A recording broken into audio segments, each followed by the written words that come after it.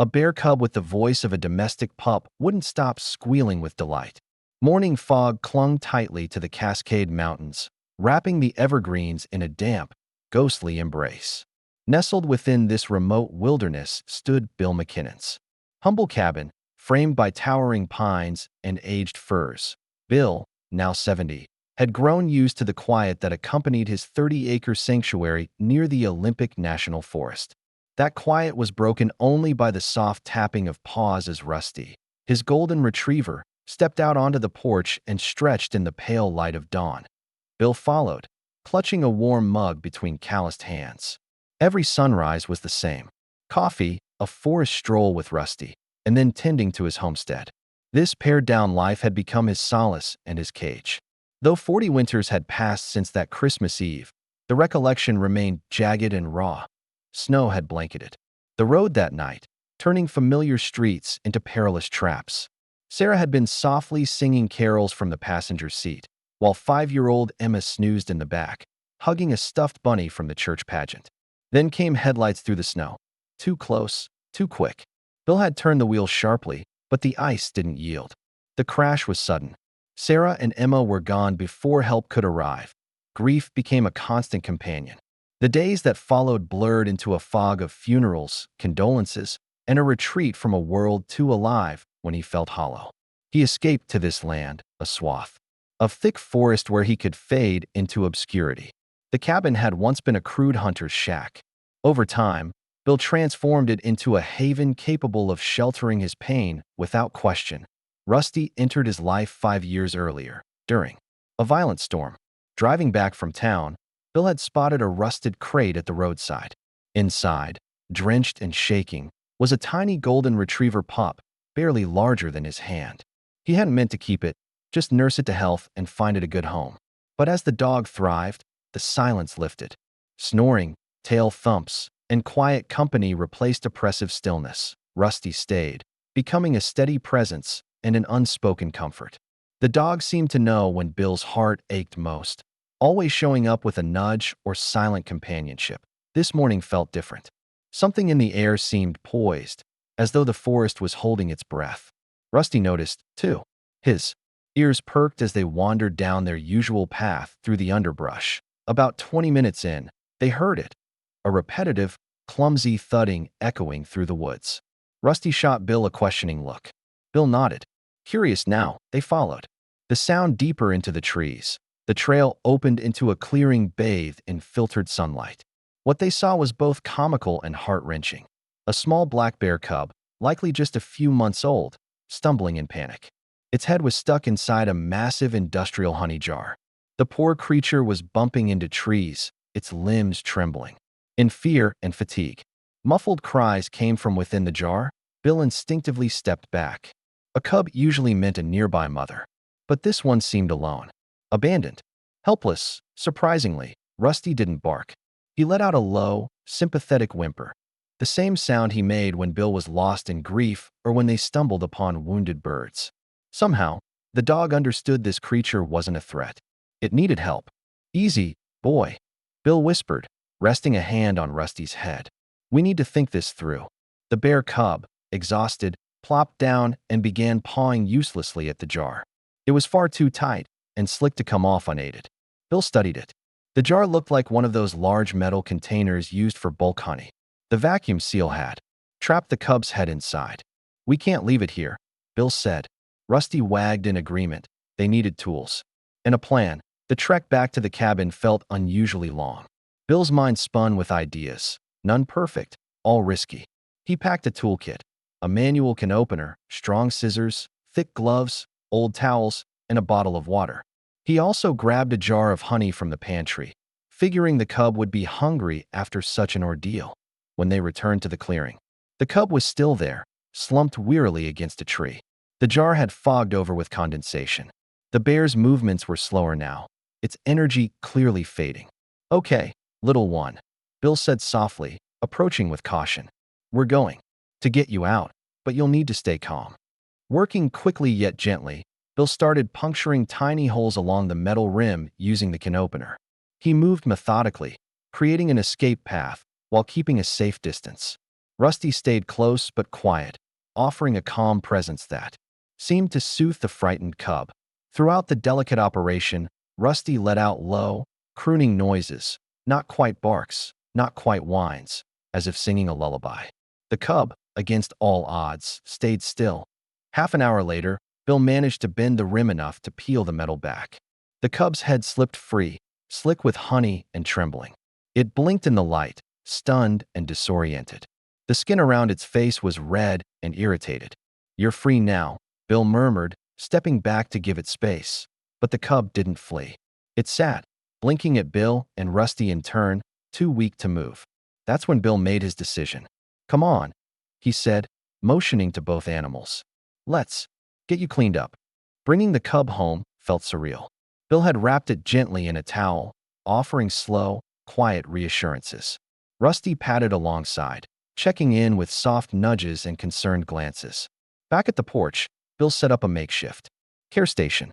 He filled a basin with warm water, gathered antiseptic, and laid out clean cloths. To his amazement, Rusty fell into step like a trained nurse. When Bill pointed, the dog brought towels. When the water needed moving, Rusty helped nudge the bowl into reach. And when the cub began to squirm, Rusty lay down beside it, lending calm by proximity. "You've got a second career in you, old boy," Bill said with a quiet chuckle. "Never seen a better assistant." The bear's wounds were superficial but needed cleaning. Its fur was matted with sticky residue, its eyes dull with exhaustion. Bill worked slowly, talking as he went. "We'll get you fixed up. Just hang in there." The cub, now affectionately dubbed Honey, dozed in the sun once cleaned. Rusty lay guard beside it, his tail thumping occasionally. By sunset, Honey hadn't moved from the porch. Rusty stayed close. The two of them curled like seasoned companions that night. Bill sat on the porch steps, a mug of tea in hand. Watching the dog and the cub side by side, something stirred inside him, a flicker of purpose. For the first time in decades, the aching hole left by Sarah and Emma was momentarily filled. With warmth, not absence. "Well, Sarah," he whispered to the twilight sky. "Seems we've got ourselves a situation." As if responding, Honey looked up, eyes glistening with newfound clarity. Rusty gave a soft bark, and Bill, overwhelmed by the quiet comfort of the moment, realized his world had begun to shift. A bear cub, a dog, and a grieving man. Somehow, impossibly, they were becoming a family. The first week with Honey was as chaotic as it was heartwarming. Despite Bill constructing a cozy shelter out back, the cub insisted on sleeping on the porch, specifically curled up against Rusty. Each morning, Bill would find the pair nestled together like mismatched siblings. One Tuesday, as Bill sipped his coffee and admired the golden pink sunrise, something in the yard caught his eye. He nearly dropped his mug. Honey stood upright on her hind legs, teetering like a circus act. In one paw, she clutched Rusty's leash, which she had somehow fetched from the porch hook. Rusty, ever the gentleman, allowed the bizarre arrangement to unfold, calmly following his unlikely handler. Bill blinked. "You've got to be kidding me." Honey was trying to walk Rusty. With all the determination of a tightrope walker, she took slow, unsteady steps, holding the leash as if she'd seen it done 100 times. When she stumbled, she simply dropped to all fours and continued dragging the leash beside her. Rusty played along, even pausing for dramatic effect, as if humoring her performance. The sight of the two marching around the yard was so ridiculous, so charming, that Bill erupted in laughter. A full, hearty laugh that spilled out like it hadn't in years. "Sarah," he gasped between chuckles, "do you see this? We've got ourselves a bear trainer in the family." It was the first time in decades that laughter didn't feel foreign in his chest. For a few sacred minutes, grief took a back seat to joy, inspired. Bill launched what he affectionately called McKinnon Academy. He created daily routines for his two pupils. The first was the morning protocol. Rusty would wake him with a gentle lick at 6 a.m. At 6:05, Honey was to place a paw on his chest. Rusty, predictably, executed his part with flawless precision.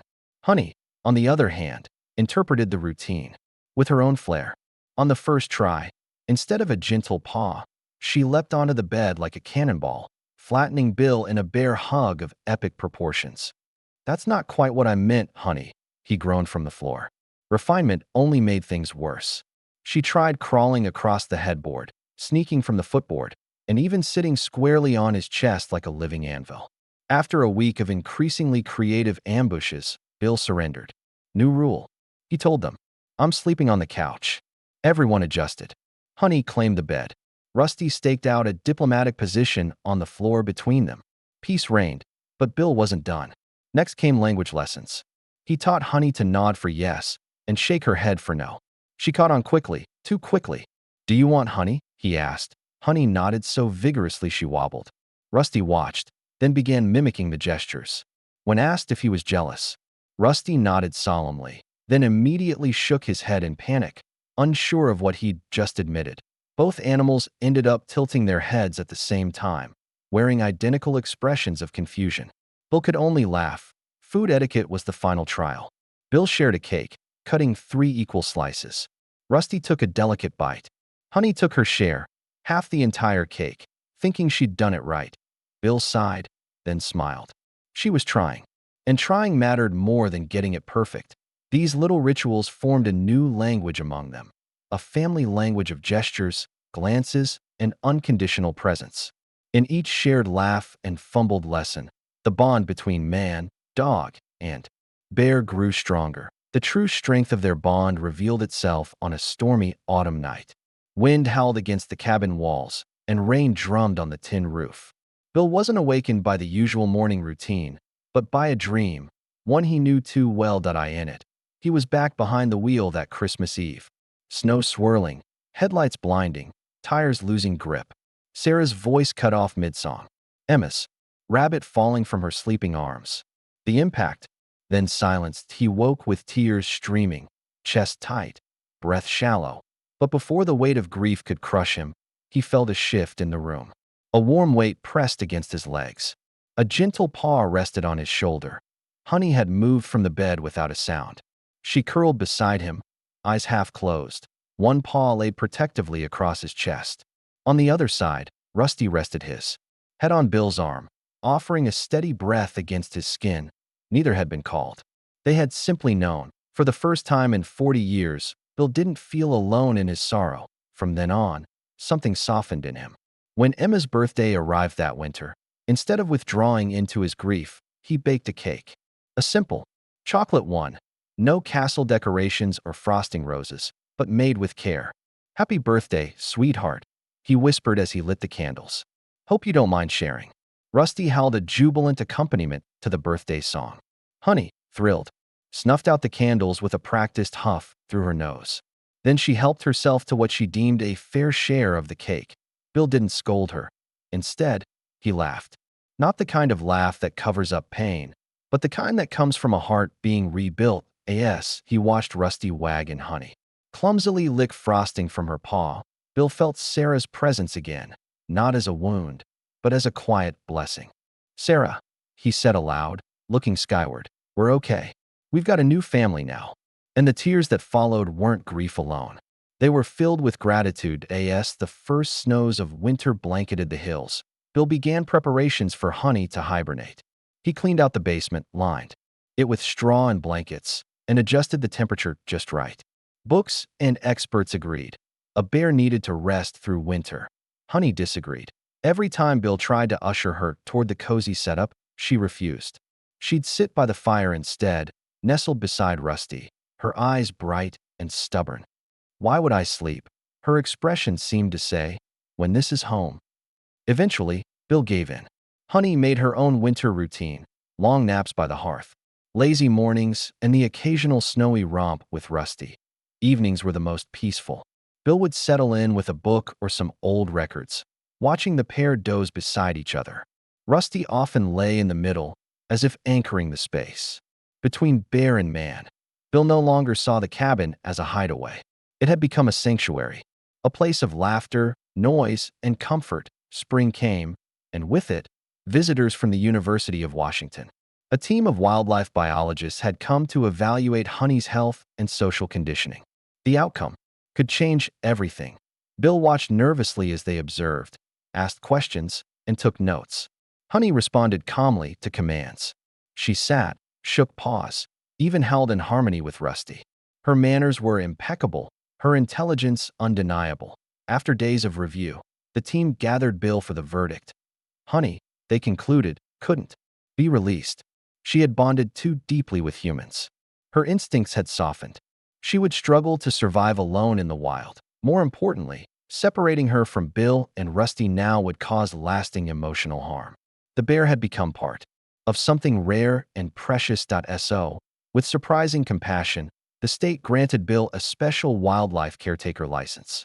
Honey could stay, as long as Bill agreed to share their story for ongoing research into animal-human relationships. When asked how he had created such a unique bond, Bill smiled, resting a hand on Rusty's head and looking over at Honey. "I didn't tame anyone," he said. "We just loved each other the way we are. And that was enough." The years that followed unfolded with a quiet, steady rhythm.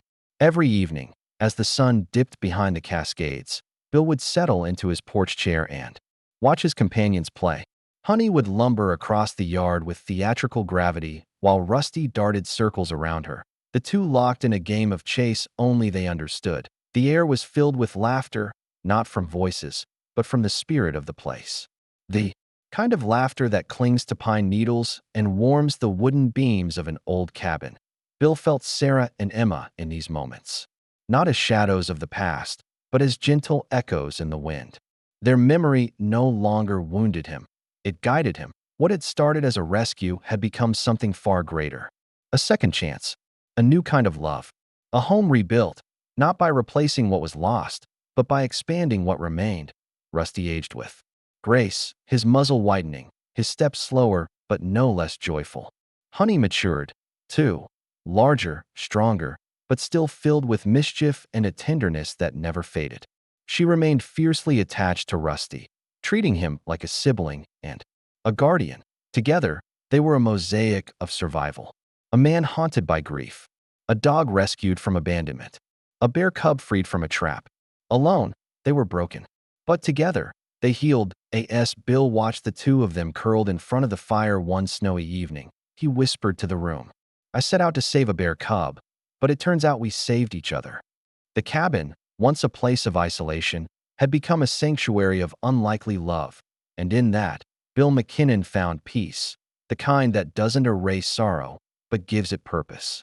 The kind that doesn't ask for understanding from the world, only from the heart. And as the fire crackled and the mountain air whispered outside, one truth remained. Sometimes, the most extraordinary families are the ones we never plan for. They're the ones we choose, again and again.